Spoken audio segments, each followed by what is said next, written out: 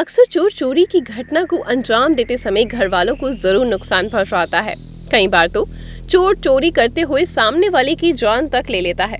मगर क्या आप एक ऐसे चोर को जानते हैं जिसने एक दो नहीं बल्कि 600 के आसपास चोरी की घटनाओं को अंजाम दिया, मगर उसने कभी भी एक इंसान को खरोंच तक नहीं पहुंचाई। उसकी चोरी का एक उसूल था कि सस्ती चीजों को हाथ तक नहीं लगाता था, बस महंगी गाड़ियों, घड़ी, ज्वेलरी, विदेशी कुत्ते और दूसरे कीमती सामान की चोरी किया करता।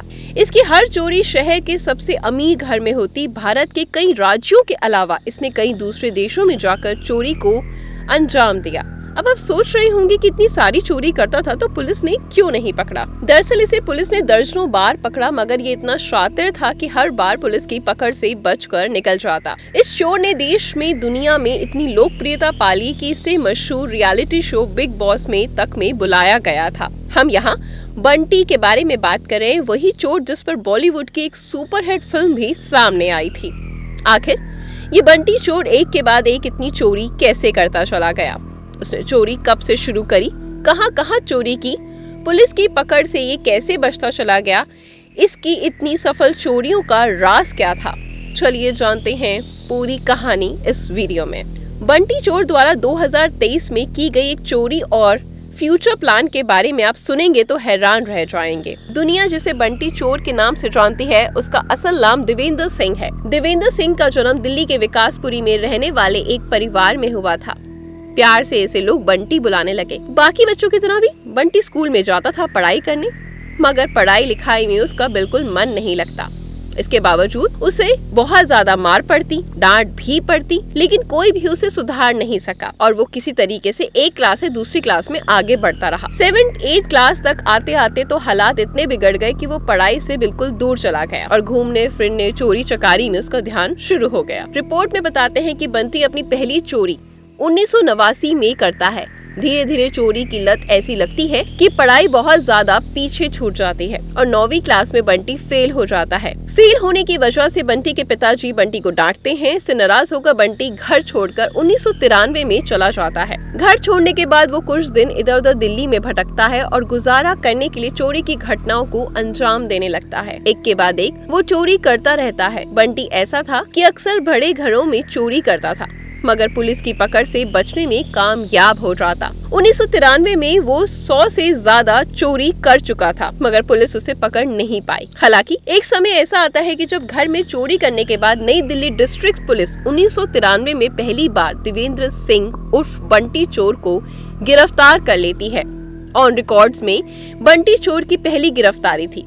गिरफ्तारी के बाद उसे पुलिस थाने लाया जाता है, मगर वो इतना शातिर निकलता है कि पुलिस वालों के ध्यान भटकाकर और फिर सबकी नजर से बचकर वहां से भाग निकलने में कामयाब हो जाता है। दिल्ली में इसकी चोरी पकड़ी गई और अब ये पुलिस की नजर में आ चुका था। इसलिए बंटी अब अपना अगला ठिकाना चेन्नई को बनाता है और वहाँ के बड़े घरों में जाकर चोरी करना शुरू कर देता है। ये अक्सर घरों से महंगी महंगी गाड़ियाँ, लग्जरीज, घड़ियां और दूसरे कीमती सामान की चोरी करने लगता है। 1994 में चेन्नई में बंटी चोर का आतंक इतना ज्यादा बढ़ जाता है कि पुलिस की कई टीम इस एक चोर को पकड़ने के लिए लगाई जाती है और फाइनली गिरफ्तार भी कर लिया जाता है। गिरफ्तारी के बाद बंटी को चेन्नई की एक जेल में डाल दिया जाता है, मगर यहाँ भी वो बच निकलने के रास्ते ढूंढने में लग जाता है और एक दिन जेल में बंद रहते हुए कथित तौर पर छिपकली को मारकर चुपके से निकल जाता है। इस कारण उसे बहुत ज्यादा उल्टियां होने लगती हैं। उल्टी होने की वजह से बंटी को तुरंत हॉस्पिटल में एडमिट करवाया जाता है, जहां उसकी हालत जैसे ही थोड़ी बेहतर होती है, महज एक डिस्पोजेबल सिरिंज की नीडल से वो अपने हाथ की हथकड़ी को खोल देता है और पुलिस को चकमा देकर हॉस्पिटल से भाग निकलता है। हॉस्पिटल से छूटते ही अब वो भागकर चंडीगढ़ आ जाता है और यहाँ भी कई घरों में चोरी की घटनाओं को अंजाम देता है। चेन्नई के जेल से छूटते हुए अभी उसे बस 20 दिन ही हुए थे कि अब चंडीगढ़ में लगातार कई घरों में वो चोरी कर लेता है। इसी कारण 1994 में चंडीगढ़ में पुलिस उसे गिरफ्तार कर लेती है। ये कितना शातिर था, इसका अंदाजा आप इस बात से लगा सकते हैं कि इससे पहले 2 बार गिरफ्तारी हुई और दोनों बार वो जेल से भागने में कामयाब हो गया। तीसरी बार गिरफ्तार होने पर उसने कुछ तरकीब लगाई और जिस थाने की पुलिस ने बंटी को गिरफ्तार किया था उसी थाने के इंस्पेक्टर की स्कूटी से बंटी भाग निकलने में कामयाब होता है। इसके बाद वो ऐसे अंडरग्राउंड होता है कि पुलिस खाक छानती रह जाती है, मगर बंटी का कहीं भी अता पता नहीं चलता। हालांकि इस दौरान अलग अलग राज्यों के बड़े बड़े शहरों की चोरी की घटनाएं होती हैं। ये चोरी उसी स्टाइल में होती है जिसमें बंटी किया करता था। इससे पुलिस को ये पता चलता है कि बंटी अभी भी जीवित है और चोरी की घटनाओं को अंजाम दे रहा है, मगर पुलिस दिन रात की मेहनत के बावजूद बंटी को पकड़ने में नाकामयाब रहती है। बंटी पर चोरी के मामलों में दर्ज एफआईआर की संख्या बढ़ते हुए सैकड़ों में पहुंच जाती है, मगर बंटी पुलिस की पकड़ से दूर रहता है। 2002 में बंटी दिल्ली के एक बड़े बिजनेसमैन के साकेत वाले घर में चोरी करता है और यहाँ से कई कीमती सामान के साथ साथ बिजनेसमैन की पत्नी और बेटी की फ्रेम करी हुई तस्वीरें भी चुरा लेता है। इस चुराई गई फोटो फ्रेम को वो अपने उस घर में लटका लेता है जहां वो रहता है।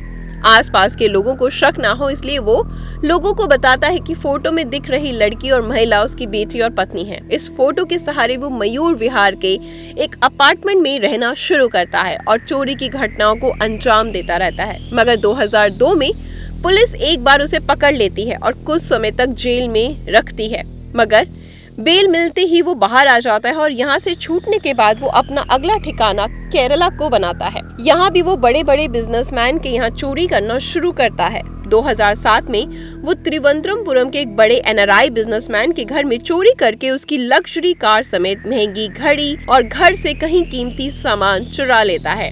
ये बहुत बड़ी चोरी थी, इसलिए पुलिस वाले पूरी मेहनत करके बंटी चोर को पकड़ लेते हैं, मगर ये इतना शातिर था कि 2007 में ही ये केरला पुलिस को चकमा देकर उनकी पकड़ से भाग निकलता है।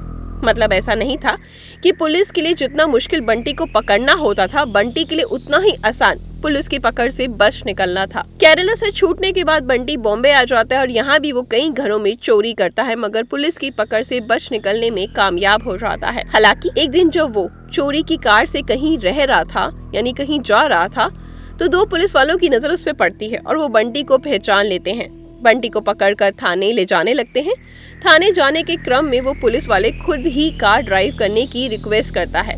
दोनों पुलिस वाले उसकी बात मान लेते हैं और कुछ ही देर ठीक ढंग से कार चलाने के बाद एक ऐसे सुनसान इलाके में वो कार को लेकर चला जाता है जिससे कार बंद हो जाती है। उसके बाद वो काफी देर तक कार चालू करने का नाटक करता है, मगर कार स्टार्ट नहीं होती और वो अपने साथ दोनों पुलिस वालों को भी कहता है कि अगर तुम चाहो तो कार को स्टार्ट करके देख लो। तो दोनों जब ट्राई करने लगते हैं मगर कार स्टार्ट नहीं होती। फिर बंटी उन दोनों पुलिस वालों से कहता है कि तुम दोनों पीछे से कार को धक्का मारो, शायद कार स्टार्ट हो जाए। बंटी के कहने पर वो दोनों पुलिस वाले कार से उतरकर कार को पीछे से धक्का मारते हैं। इधर चुपके से बंटी कार के अंदर की तार भी लगा देता है और जैसे ही दोनों पुलिस वाले कार को धक्का लगाते हैं, बंटी कार स्टार्ट करके फुर हो जाता है। हालांकि कुछ समय बाद ही 2007 में एक बार फिर से वो 5 स्टार होटल से गिरफ्तार कर लिया जाता है। बंटी की खासियत ये थी कि इसने अब तक चोरी करके करोड़ों रुपए कमा लिए थे। इन पैसों का इस्तेमाल बस अपने महंगे महंगे शौक पूरे करने के लिए करता था। महंगी गाड़ियों का शौक तो वो बड़े बड़े घरों से चोरी करके पूरा कर लेता, जबकि घड़ी वो चुरा ही लेता। बस वो उन पैसों से महंगे महंगे 5 स्टार होटल में रुका करता। कहा जाता है कि उसने 1900 के बाद से 2007 तक का समय देश दुनिया के अलग अलग देशों में 5 स्टार होटल में रुका और समय बिताया। उसने कभी कोई अपना घर नहीं लिया। उसका मानना था कि जब कभी पुलिस उसे पकड़ेगी तो उसके द्वारा खरीदी गई संपत्ति कोर्ट द्वारा जब्त कर ली जाएगी। बंटी की एक और खासियत ये थी कि वो महंगी गाड़ियों को चुराकर बेचता नहीं था, बल्कि कुछ दिनों तक उसे इस्तेमाल करता। अब अगले घर में चोरी करने जा रहा था। उसकी चुराई गई महंगी कार से जाता और फिर चोरी वाले कार को उसी घर में छोड़कर उस घर में मौजूद दूसरी कार को लेकर निकल जाता। ऐसा उसने 1-2 बार नहीं बल्कि सैकड़ों बार किया है। 2007 तक बंटी द्वारा की गई चोरी की संख्या 500 से 50 तक पहुंच गई थी। इस दौरान उसने करोड़ों रुपए की गाड़ी, मोबाइल, लैपटॉप, ज्वेलरी और गाड़ियां चुराई थी। कमाल की बात तो ये थी कि वो चुराए गए इन सभी सामान को बेचता नहीं था, बल्कि कई बार वो इन सामानों के बदले कोई दूसरा महंगा सामान खरीद लिया करता।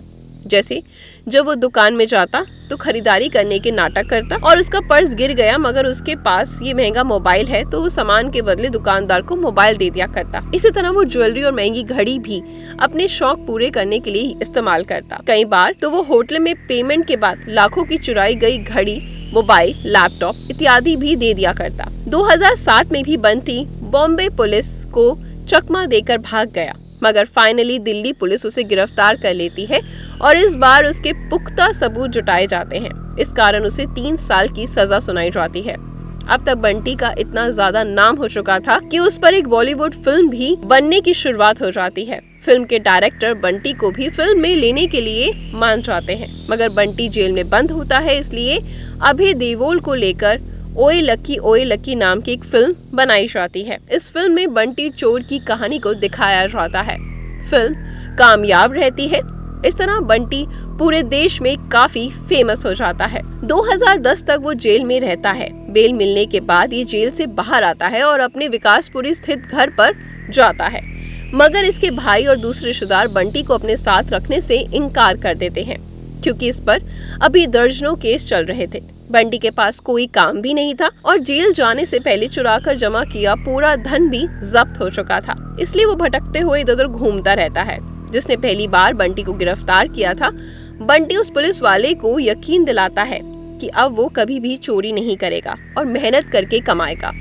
मीडिया के सामने बंटी आकर बयान देता है कि अब वो चोरी नहीं करेगा। बंटी मीडिया से बात करते हुए कहती है उसे चोरी करते हुए इतना अनुभव हो गया कि वो एक अच्छा जासूस बन सकता है, इसलिए वो आगे प्राइवेट जासूस के तौर पर काम करते हुए पैसे कमाएगा। दिल्ली के कुछ प्राइवेट जासूसी कंपनी बंटी से कांटेक्ट करती है और एक कंपनी में बंटी कुछ समय तक जॉब भी करता है। इसी बीच उसकी बढ़ती लोकप्रियता को देखते हुए 2010 में बिग बॉस सीजन 4 में भी उसे आने का मौका मिलता है। हालांकि यहाँ उसका व्यवहार बहुत ठीक नहीं होता और बहुत जल्द बिग बॉस से वो बाहर हो जाता है। कुछ ही समय पहले बंटी ने वादा किया था कि वो कभी चोरी नहीं करेगा मगर कहते हैं ना, कुत्ते की दुम कभी सीधी नहीं होती। बंटी भी वही था। बिग बॉस के घर से निकलने के बाद वो कुछ समय तक इधर उधर भटकता रहता है और एक बार फिर से अपनी चोरी के धंधे में वापस आ जाता है। कुछ समय तक वो इधर उधर चोरी करता है मगर भटकते हुए 2013 में वो केरल पहुंचता है और इस बार केरल के एक बहुत बड़े बिजनेसमैन के घर डाका डालता है। और जो बिजनेसमैन के घर वो डाका डालता है वो घर ऐसा था कि घर के दरवाजे बुलेट प्रूफ शीशे के बने हुए थे। घर के बाहर 2 हाई सिक्योरिटी अलार्म लगे हुए थे। इसके अलावा कई सीसीटीवी भी घर के बाहर लगे थे। चोरी करने से पहले बंटी कई दिनों तक घर की रेकी करता है और बुलेट प्रूफ ग्लास डोर के लॉक को तोड़ने की तरीकों को सीखता है और फाइनली एक दिन चुपके से बंटी घर के बाहर जाता है और पहले दोनों सिक्योरिटी अलार्म को डीएक्टिवेट करता है। जितने भी सीसीटीवी कैमरे लगे हुए थे सबको अपना चेहरा छुपाते हुए डीएक्टिवेट कर देता है। बुलेट प्रूफ दरवाजों के लॉक को ये बड़े चालाकी से तोड़ता है और फिर चुपके से घर में दाखिल होने के बाद एक लैपटॉप, 2 मोबाइल फोन, एक सोने की रिंग, 2000 रुपए कैश को लेकर वहाँ से निकलता है। घर के बाहर एक 25 लाख की एसयूवी खड़ी थी। इन सभी सामान को उस महंगी कार में रखता है और बड़े आराम से घर के बाहर निकल जाता है। बंटी तो समझ रहा था कि उसकी चोरी नहीं पकड़ी जाएगी मगर उसकी किस्मत खराब थी, या कहिए घर की किस्मत अच्छी थी कि उन्होंने एक हिडन कैमरा दरवाजे के पीछे लगाया हुआ था। बंटी की नजर उस कैमरे पर नहीं पड़ती। इस कारण जब वो अपने चेहरे को खोलता है तो बंटी का चेहरा कैमरे में कैद हो जाता है और तुरंत उसकी पहचान हो जाती है। बंटी को लोग सुधरा हुआ समझ रहे थे और एक बार फिर से बड़ी चोरी करके फरार हो चुका था। केरल से चोरी करने के बाद बंटी उसकी चुराई गई कार से बेंगलोर तक आता है और उस कार को वहीं छोड़कर पुणे निकल जाता है। हालांकि पुणे में पुलिस वाले बंटी को गिरफ्तार कर लेते हैं और बंटी को केरल पुलिस के हवाले कर दिया जाता है। 2013 में उसे पूजापुरा सेंट्रल जेल में बंद कर दिया जाता है। यहाँ उस पर 24 घंटे नजर रखी जाती है, कहीं ये भाग ना जाए। केरल में की गई चोरी का मामला अब त्रिवेंद्रमपुरम की एक अदालत में चलता है और कई महीनों की सुनवाई के बाद बंटी को चोरी का दोषी करार दे दिया जाता है और 2013 में उसे 10 साल की जेल की सजा सुनाई जाती है। 2023 तक बंटी जेल में रहता है। लोग यही समझ रहे थे कि 10 साल जेल में रहने के बाद बंटी बदल गया होगा, मगर 2023 में बंटी ने जिस चोरी की घटना को अंजाम दिया उसे सुनकर हर कोई हैरान था। 10 साल जेल की सजा काटने के बाद 3 मार्च को 2023 की बंटी जेल से बाहर निकलता है और जेल से बाहर निकलने के बाद कुछ समय तक इधर उधर घूमता है, मगर आदत के मुताबिक एक बार फिर से अपने धंधे पर लौट जाता है। वो दिल्ली के ग्रेटर कैलाश के 2 घरों में चोरी करता है और एक घर से वो 3 mobile phone, 2 laptop, 5 LED TV, 1 printer और लाखों के जेवर चुराकर भाग जाता है। बंटी इतना शातिर था कि उसे मालूम था कि पुलिस मोबाइल के जरिए उसे ट्रेस कर सकती है, इसलिए वो सभी मोबाइल को स्विच ऑफ कर देता है, मगर गलती से एक स्विच ऑन रह जाता है। दिल्ली पुलिस इसी मोबाइल को ट्रेस करते हुए बंटी का पता लगाने लगती है। बंटी दिल्ली से कानपुर जाता है और वहां से नेपाल की तरफ जाने के लिए फिराक में होता है, मगर दिल्ली पुलिस जाल बिछाती है और लगभग 8 घंटे तक बंटी का पीछा करने के बाद उत्तर प्रदेश के कानपुर देहात इलाके से अप्रैल महीने में बंटी को गिरफ्तार कर लिया जाता है। बंटी इतना शातिर था कि जब पुलिस उसे रोकती है और कार का शीशा नीचे करने के लिए कहती है, तो ये कार के अंदर से पुलिस वालों को ID दिखाते हुए कहता है कि मैं एक पुलिस वाला हूँ, मगर असली पुलिस वाले पहचान लेते हैं कि ये बंटी है। इस बार वो बंटी के झांसे में नहीं आते, खिड़की तोड़कर बंटी को बाहर निकालते हैं और अब फिलहाल एक बार फिर से बंटी जेल की हवा खा रहा है। चलिए इस पॉइंट पर आते हैं कि जिसने बंटी को इतना सफल चोर बनाया, मतलब बंटी के सफल चोरी के पीछे असली वजह क्या थी। बंटी का कॉन्फिडेंस। बंटी मीडिया से बातचीत करते हुए अपने कॉन्फिडेंस को अपनी सबसे बड़ी ताकत बताता है। किसी भी हालत में बंटी घबराता नहीं। उसे खुद पर इतना यकीन था कि कई बार जब लगा कि वो पकड़ा जाएगा तो वो अपने कॉन्फिडेंस की वजह से बच निकलने में कामयाब हो गया। घर में सुबह चोरी करने गया तो घर का नौकर जगा हुआ था। नौकर उसे देखकर पूछता है, तुम कौन हो? तो जवाब में बंटी कहता है, साहब ने मुझे बुलाया है, तुम जाओ उनसे कहो कि आपसे कोई मिलने आया है। बंटी की बात सुनकर घर का नौकर मालिक को कहने जाता है और कोई आपसे मिलने आया है। इधर बंटी घर के अंदर मौजूद कीमती सामान चुरा कर रफू चक्कर हो जाता है। इसी तरह एक घर में बंटी जब चोरी करने लगता है तो अचानक से घर में सोई बूढ़ी महिला की आंखें खुल जाती हैं। बंटी उस घर की अलमारी में रखी हुई ज्वेलरी को चुरा रहा था। महिला के जगते ही वो घबराने की बजाय बड़े कॉन्फिडेंस के साथ कहता है, गुड मॉर्निंग। बंटी इतने कॉन्फिडेंस के साथ गुड मॉर्निंग कहता है कि महिला खुद कंफ्यूज हो जाती है और थोड़ी देर सोचने लगती है। तब तक बंटी बड़े आराम से ज्वेलरी निकाल कर वहाँ से रफू चक्कर हो जाता है। बंटी की चोरी का एक किस्सा ये भी है कि जब वो घर में चोरी करने के लिए गया तो घर के नौकर ने उसे देख लिया। यहाँ भी बंटी घबराता नहीं बल्कि कहता है, तुम्हारे मालिक ने घर में कुछ जरूरी सामान एयरपोर्ट तक लाने के लिए मुझे भेजा है। इतना ही घर का नौकर बंटी के साथ मिलकर बंटी द्वारा किए गए ऑर्डर के मुताबिक सामान बंटी की गाड़ी में डाल देता है। बंटी उस सभी सामान को बड़े ही आराम से वहां से लेकर निकल जाता है। बंटी को इलेक्ट्रॉनिक डिवाइसेस जैसे लैपटॉप, मोबाइल, म्यूजिक सिस्टम, ये सारी चीजें बहुत पसंद थी। एक घर में जब बंटी चोरी के लिए जाता है तो वहां उसे महंगा म्यूजिक सिस्टम दिखाई देता है। म्यूजिक सिस्टम उसे काफी पसंद आता है। सुबह के लगभग 5 बज रहे थे और वो म्यूजिक सिस्टम बड़े आराम से लेकर निकल जाता है। तभी घर की एक बेटी जो अभी जॉगिंग से वापस आ रही थी बंटी को देखकर चौंक जाती है। बंटी को म्यूजिक सिस्टम ले जाते हुए देखते हुए लड़की उसे टोकती है। जवाब में बंटी बड़े कॉन्फिडेंस के साथ कहता है, आपके पापा ने आपके लिए एक सरप्राइज गिफ्ट प्लान किया है और उन्होंने ही मुझे इस म्यूजिक सिस्टम को बदलकर दूसरा म्यूजिक सिस्टम लाने के लिए कहा है। फिर बंटी उस लड़की को हैप्पी बर्थडे इन एडवांस कहकर निकल जाता है। लड़की भी खुशी खुशी रास्ते से निकल जाती है, मगर बाद में पता चलता है कि वो लुटेरा था जो सब कुछ लूट कर चला गया। बंटी अपनी कामयाबी का एक और राज बताता है कि चोरी कभी भी 2 लोगों के साथ नहीं की जाती। बंटी के मुताबिक अगर 2 लोग होंगे तो पकड़े जाने का खतरा बहुत ज्यादा होता है, इसलिए कभी भी किसी दूसरे पर विश्वास करके चोरी के लिए नहीं जाना चाहिए।